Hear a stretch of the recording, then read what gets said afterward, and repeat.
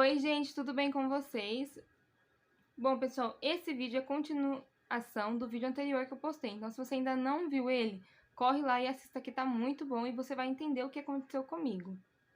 Nesse vídeo, eu quero falar sobre processos. Eu passei por vários processos e nesse vídeo eu vou contar pra vocês quais foram eles e o que eu aprendi sobre eles também.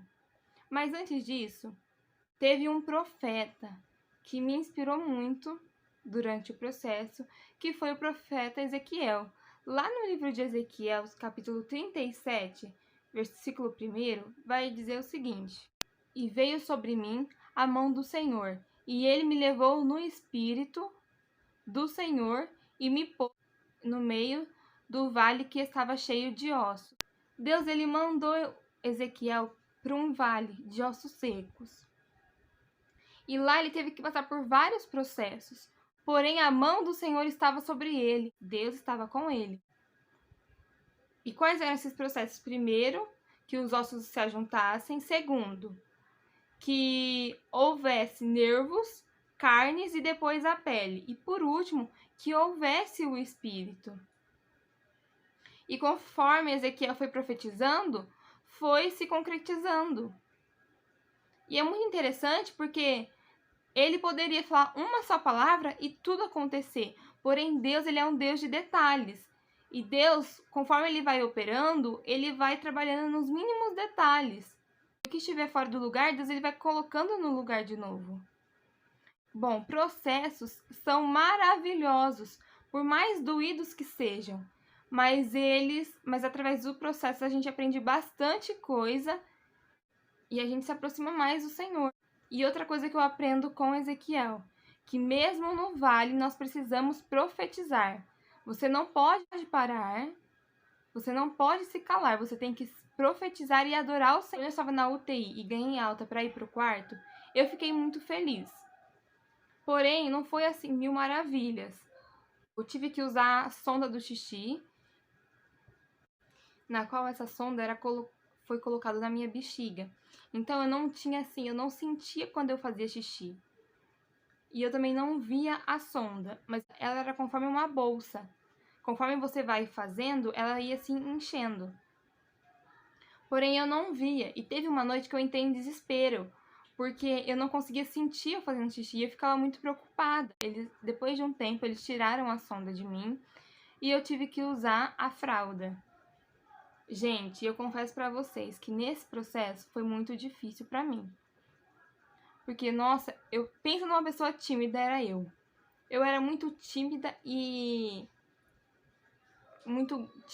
guardada. Pra vocês terem uma ideia, eu não me trocava na frente das minhas irmãs e muito menos da minha mãe. Eu trancava a porta pra se trocar. Então eu tinha muita vergonha e Deus foi quebrando isso de mim. Porque lá no hospital eles me davam banho de paninho. Nesses banhos de paninho, não é você que escolhe quem vai te dar banho. É quem tiver disponível lá. Então, às vezes, ia homem, ia mulher.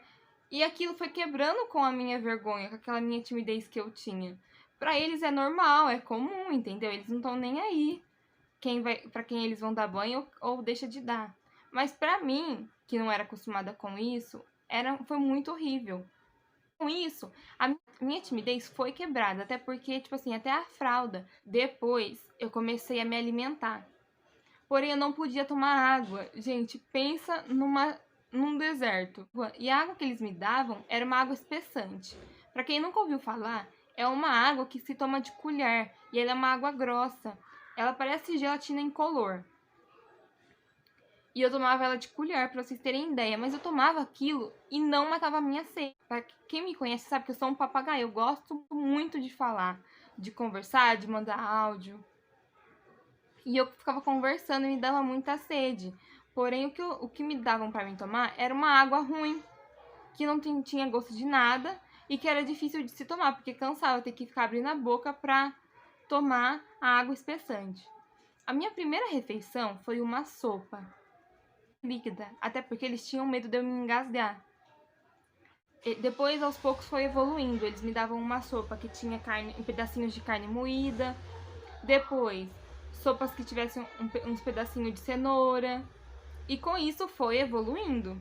Pra mim voltar a tomar água normalmente demorou um pouco. Eles me injetaram água num acesso que eu tinha no pescoço.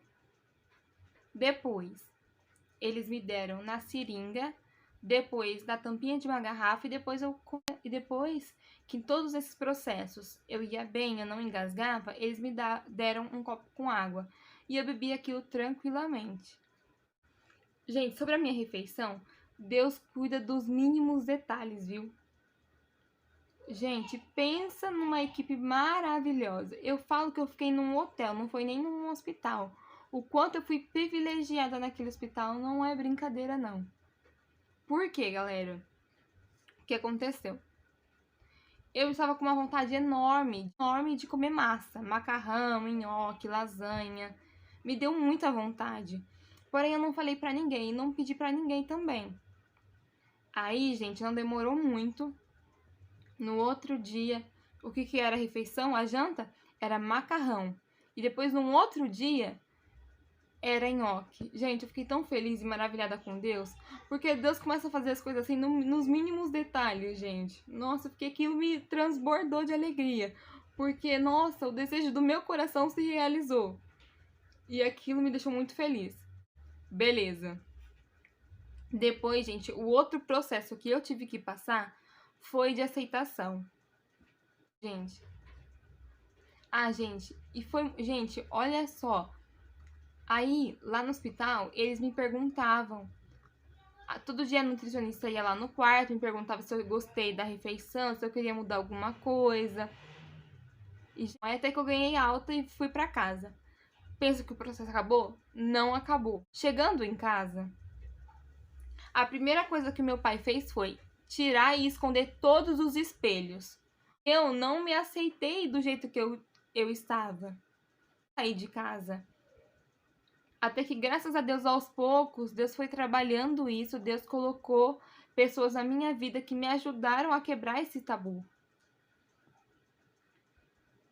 Porque a mudança, ela acontece de dentro para fora. Para ela gravar vídeo, não queria ir para a igreja, não queria ir para lugar nenhum, porque eu estava com vergonha de como eu estava.